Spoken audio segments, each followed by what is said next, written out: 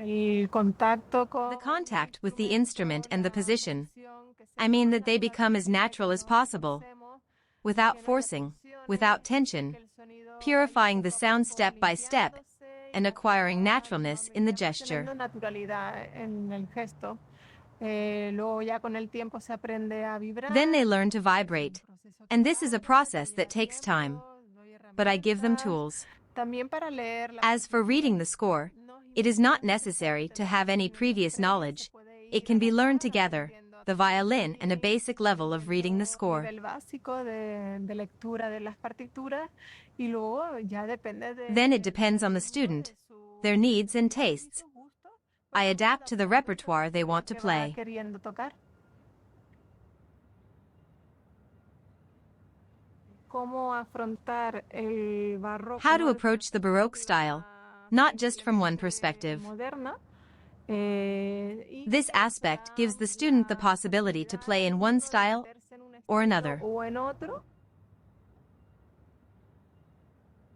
Yo comencé a estudiar I started studying the standard violin program, i.e. music of all styles, with the modern violin and bow. moderno y ya más tarde me It was only later that I wanted to specialize, because at that time I didn't really understand the difference.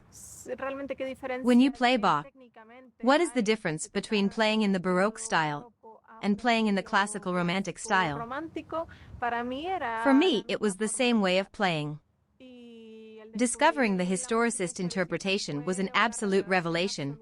It really made me connect with the emotions in a more authentic way, without so much extra ornamentation derived from romanticism, which in the end makes you not feel properly and not get into the details. no termines de sentir o adentrarse realmente en los detalles. Se puede aprender a tocar You en can learn to play in the Baroque style, although it's not the same.